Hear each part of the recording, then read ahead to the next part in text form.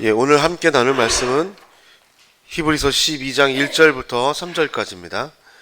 이와 같이 우리를 둘러싼 구름같이 많은 증인들이 있으니 모든 짐과 얽매이기 쉬운 죄를 벗어버리고 인내로서 우리 앞에 놓인 경주를 합시다.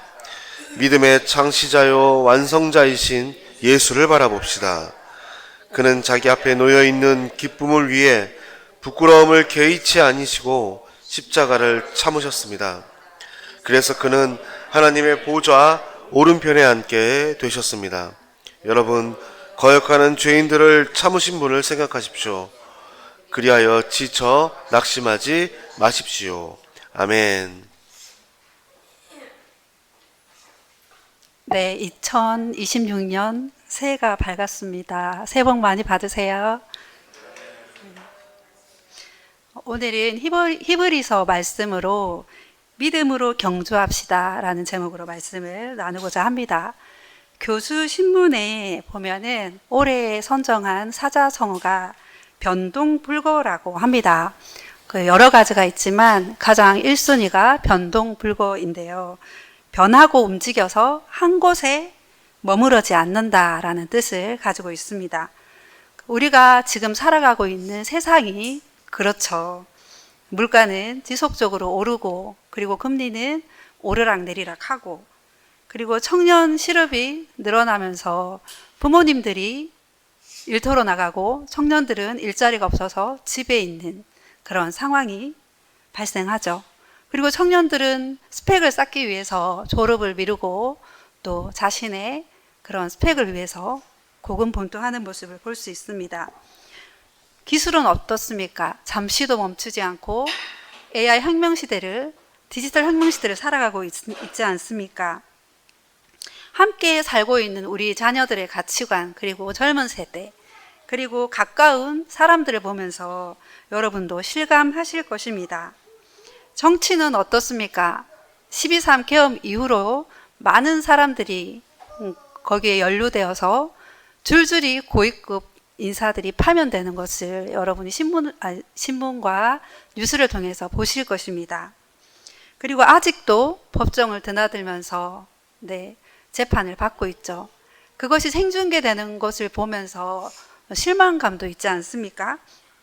이렇게 세상에 많은 것이 변하고 불안정할 때 그리스도인인 우리는 어디에 시선을 두고 또 어떤 방향으로 어떻게 무엇을 향해서 달려가야 할까요?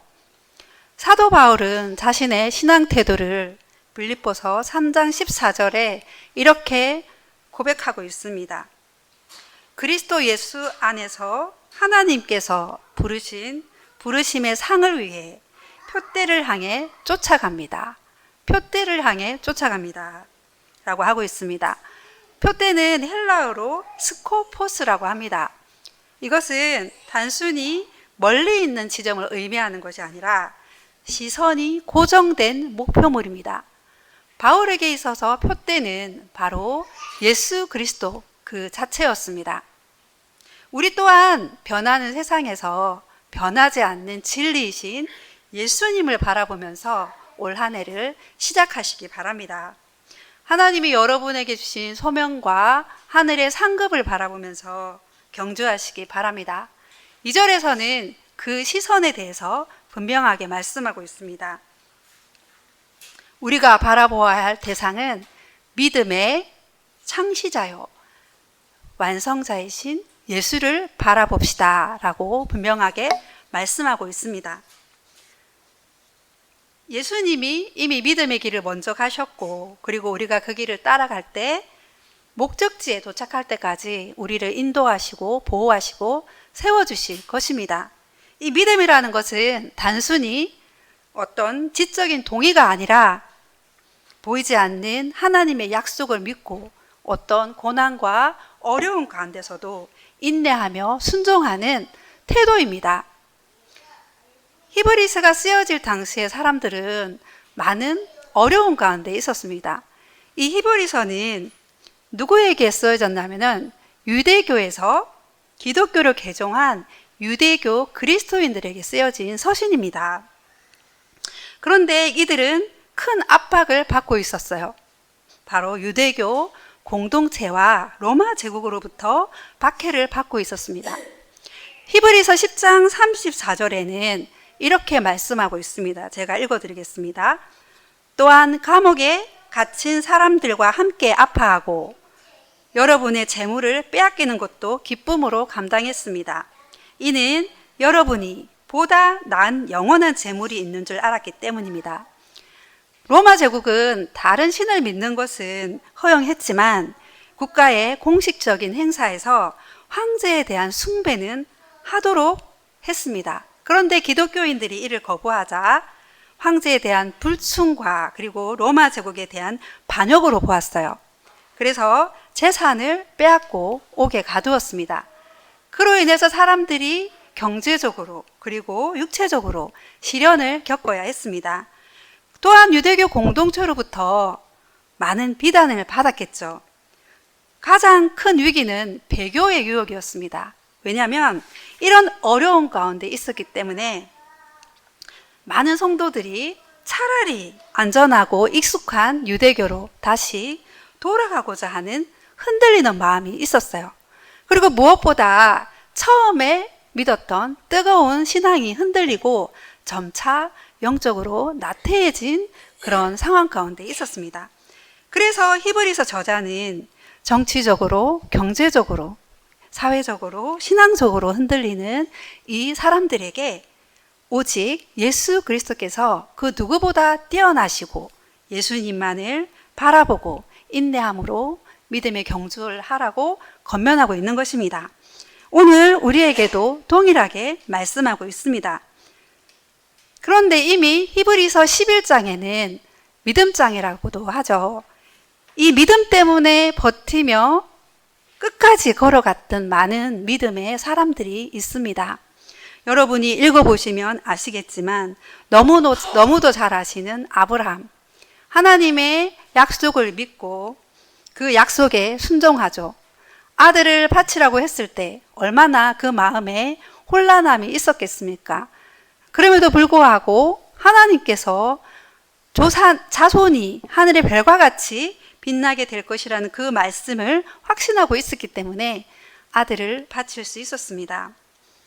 모세의 삶은 어떻습니까? 모세가 삶이 어땠는지 여러분 말씀을 통해서 너무도 잘 아시지 않습니까? 그는 인내의 연속이었습니다. 사막에서 양을 치는 목자로 있을 때도 어떻게 해야 될지 무엇을 해야 될지 모르는 상황에서도 믿음을 잃지 않았고 인내했습니다. 하나님이 모세를 만나주시고 사명을 주셨을 때 다시 애굽으로 돌아가야 됐을 때 그 마음이 두렵고 떨리지 않았겠습니까? 그럼에도 불구하고 믿음으로 걸어갔고 믿음으로 순종했습니다. 광야에서도 마찬가지입니다. 그 많은 백성들을 이끌고 사명에 순종했을 때 하나님을 신뢰하고 하나님 말씀을 약속을 확신했기 때문에 모세는 백성들을 이끌고 광야에서의 생활을 감당할 수 있었을 것입니다. 여호수아는 어떻습니까?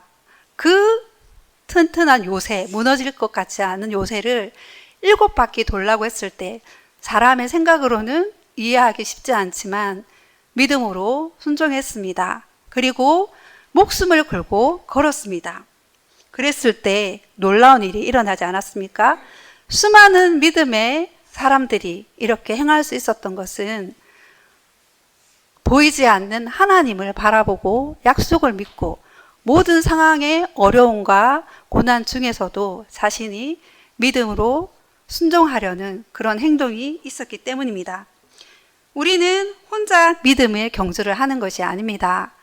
구름같이 허다한 믿음의 증인들이 그렇게 살았고 지금 여러분의 가족이, 여러분의 부모님들이 그렇게 살아가고 계십니다. 1절 말씀을 다 함께 읽겠습니다. 이와 같이 우리를 둘러싼 구름같이 많은 증인들이 있으니 모든 짐과 얽매이기 쉬운 죄를 벗어버리고 인내로서 우리 앞에 놓인 경주를 합시다. 말씀은 우리가 세상의 경주 트랙에서 주인이 아닌 나그네로 살아가는 경주자에 비유하고 있습니다. 고대 헬라에는 경주자들이 경주할 때 몸에 기름을 바르고 거추장스러운 옷은 다 벗고 맨몸으로 달렸다고 해요. 그만큼 자신을 가볍게 하고 달렸다는 것입니다. 여러분은 올 한 해를 달릴 때, 이 경주를 하실 때 어떤 준비를 하고 계신가요? 어떤 준비가 되셨나요? 혹시나 지난해에 무거운 짐, 얽매이기 쉬운 죄를 아직도 메고 계시고 계시지는 않습니까? 그렇게 달리기를 시작할 때, 출발선에 있을 때 오래 달릴 수 있겠습니까? 쉽지가 않죠. 우리는 지난해에 가졌던 짐과 죄를 아직도 가지고 계실 수 있습니다. 올해 안정적인 일자리에 대한 불안, 그리고 나와 다른 사람을 비교하는 마음, 그리고 내 능력에서 오는 자책, 그리고 작년보다 더 나빠진 건강검진 결과, 그리고 정체성에 대한 혼란, 그리고 하나님보다 핸드폰을 더 많이 보는 나 자신에 대한 뭐라고 해야 되죠? 실망이죠. 그리고 하나님보다 사람에게 칭찬받고 싶은 마음, 인정받고 싶은 마음, 이 모든 것이 우리의 짐일 수 있습니다.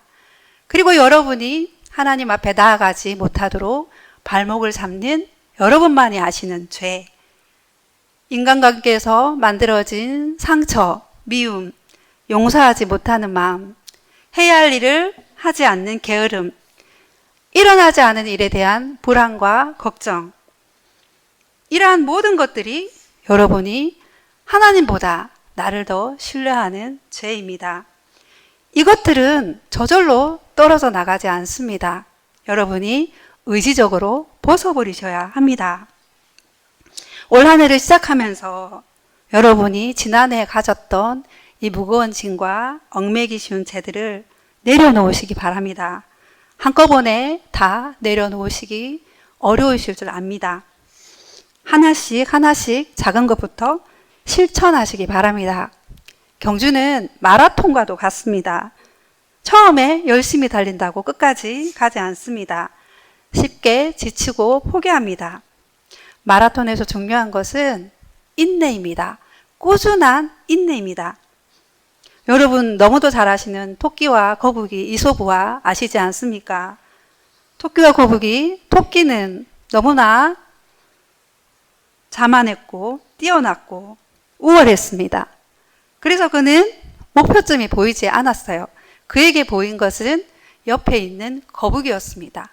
그래서 어땠습니까? 경주를 중간에 멈췄습니다. 하지만 거북이는 어땠습니까? 속도가 느렸지만 방향이 분명했습니다. 결승점을 바라보고 꾸준히 달렸습니다. 거북이가 토끼를 이긴 이유는 속도가 아니라 결승점에 집중했기 때문입니다. 여러분, 믿음의 경주는 끝까지 예수님을 바라보고 달려가는 것입니다.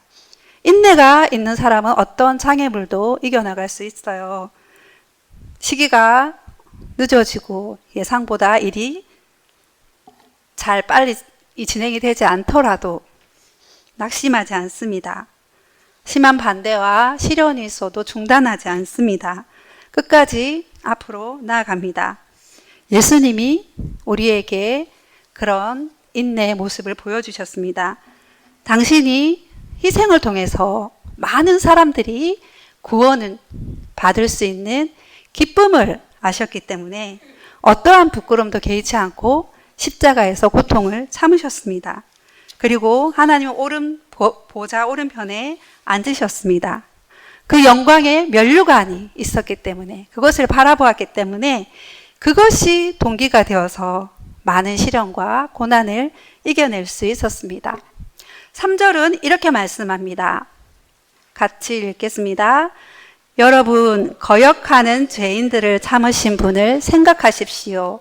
그리하여 지쳐 낙심하지 마십시오. 경주자에게 있어서 가장 중요한 것은 시선입니다. 예수를 바라보시기 바랍니다. 예수를 깊이 생각하시기 바랍니다. 예수는 믿음의 창시자요 완성자이시라고 했습니다. 하지만 죄인들은 어땠습니까? 자신을 위해 오신 예수님께 저기를 나타냈고 그분의 근의를 부정했고 그분의 주장을 반박했습니다. 그럼에도 불구하고 예수님은 이 모든 것을 참아냈습니다. 그것은 사명을 향한 굳건하고 흔들림 없는 목표가 있었기 때문입니다. 우리의 시선이 다른 곳에 있을 때 우리는 하나님께서 나를 부르신 목적을 잊어버리고 낙심하고 지쳐 쓰러지게 됩니다. 하지만 예수님께 시선이 있을 때 나를 부르신 목적을 잊지 않게 되고 기꺼이 예수님의 길을 따라가게 되고 하나님이 기뻐하시는 선택을 하게 되고 지쳐서 낙심하는 중에도 결승점에서 면류관을 들고 나를 바라보실 주님을 바라보며 일어설 힘을 얻게 됩니다. 저 또한 한 해를 시작하면서 지난해 많은 짐과 그리고 죄들을 가지고 출발선에 있지 않았겠습니까? 아이들이 점점 줄어들고 그로 인해서 학급이 줄고 1년에 한 번씩 계약서를 써는 저에게는 무기계약자들이 자리를 잃어서 저의 자리를 또 차고 오고 이런 상황에서 어렵지 않겠습니까? 물론 일을 안 하면 되지만 그러면 또 경제적인 또 어려운 상황 가운데 있게 되고 그리고 작년보다 더 좋지 않은 건강검진 결과 해마다 12월 달에 건강검진을 하는데 더 나빠진 건강검진을 보면서 제 마음이 또 많이 요동하게 되고 그리고 시부모님, 어머님, 친정어머님, 시부모님의 건강 악화로 인해서 소식이 들려올 때 그게 노년의 삶에서 당연한 일이지만 인간적인 마음으로 어려움이 있지 않겠습니까? 그럼에도 불구하고 한 해를 시작하면서 흔들리지 않고 마음을 지키고 예수 그리스도를 바라보면서 하나씩 짐을 내려놓습니다. 내일에 대한 염려, 또 건강 적신에 대한 염려, 부모님의 앞날에 대한 걱정, 그리고 인간관계에 대한 변화, 이 모든 것들이 발목을 잡는 것들이 있지만 그것을 애써서 벗어내려고 하고 있습니다. 저는 연약하지만 하나님도 그런 저에게 사명을 주셨기 때문에 그 사명을 쫓아서 주님을 바라보고 걸어가야 하기 때문입니다. 매주 화요일마다 제주 할망동과 아이들을 만나서 섬기는 것이 쉬운 일일까요? 어려운 일이죠. 유치원 마치고 와서 섬기는 건 어려운 일이지만 저는 한 번도 어렵다고 생각하지 않았습니다. 저에게 오히려 그 아이들을 만나는 기쁨이 있었습니다. 이것이 왜 그럴까요? 자기 만족, 저의 만족일까요? 저는 그렇게 생각하지 않습니다. 개인적으로 저는 하나님께서 저에게 주신 마음이라고 생각하고 그 사명을 향해서 달려가는 길이라고 생각합니다. 그렇기 때문에 저는 기뻐하며 그 일을 감당할 수 있습니다. 하나님이 그런 저에게 힘과 소망을 주시기 때문입니다. 여러분도 한 해를 시작하면서 많은 계획과 그리고 또 많은 생각들을 하고 이 자리에 서 계실 것입니다. 여러분이 삶을 살아가야 되는 경주 트랙에서 가볍게 달릴 준비를 하시기 바랍니다. 믿음의 경주를 방해하는 모든 것들을 한꺼번에 내려놓으려고 애쓰지 않으셔도 됩니다. 오늘 하루, 이번 한 주 내가 내려놓을 수 있는 것을 한 가지만이라도 하나씩 실천하시기 바랍니다. 그랬을 때 이미 경주는 시작된 것입니다. 에베소서 4장 13절, 15절 말씀을 읽어드리겠습니다. 우리는 모두 하나님의 아들을 믿는 것과 아는 지식에 하나가 돼 온전한 사람을 이루어 그리스도께서 충만하신 정도에까지 도달해야 합니다. 우리는 더 이상 사람들의 속임수, 곧 거짓된 관계로 인한 술책에 넘어가 온갖 교훈의 풍조에 떠밀리고 휩쓸리는 어린아이가 되지 말고 사랑 가운데 진리를 말하며 범사의 머리 되시는 그리스도에게까지 자라나야 합니다. 여러분, 변동불고의 세상에서 변하지 않는 진리이신 예수 그리스도를 바라보며 올해도 인내로 믿음의 경주를 하시기 바랍니다. 그래서 그리스도를 닮아 주님의 장성한 분량까지 자라가는 여러분의 삶 되시길 주님의 이름으로 축원합니다. 아멘. 기도하겠습니다. 사랑의 하나님, 감사합니다. 우리에게 새로운 해를 허락하실 하나님 아버지, 우리가 말씀으로 믿음의 경주를 할 수 있도록 새 힘을 허락하여 주심을 감사합니다. 우리는 늘 연약하여서 모든 짐과 얽매기 신지를 다 가지고 주님 앞에 서지만 그럼에도 불구하고 그것조차도 용납하시고 다시금 내려놓고 나아갈 용기를 주시니 감사합니다. 이미 우리보다 앞서서 믿음의 삶을 살아간 많은 사람들을 기억하게 하시고 의지를 들여 믿음의 경주를 방해하는 것들을 하나씩 벗어나가게 하여 주옵소서. 힘들고 어려울 때마다 주님께 시선을 고정함으로 지쳐 낙심하지 않게 하여 주시고 늘 우리와 동행하시는 하나님의 약속을 붙잡고 믿음으로 전진하는 한 해가 되게 하여 주옵소서. 각자에게 맡겨주신 소명이 동기가 되어 하늘의 상급을 바라보며 기쁘게 걸어가는 삶 되기를 소망합니다. 주 예수 그리스도의 은혜와 하나님의 사랑하심과 성령의 교통하심이 변하는 세상 가운데 변하지 않는 진리를 알고 그 진리인 예수 그리스도를 바라보며 믿음의 경주를 하기로 결단하는 새로운 교회 모든 성도님들의 삶에 하나님의 축복과 동행과 격려와 위로가 늘 함께 하시기를 주님의 이름으로 축원하옵나이다. 아멘.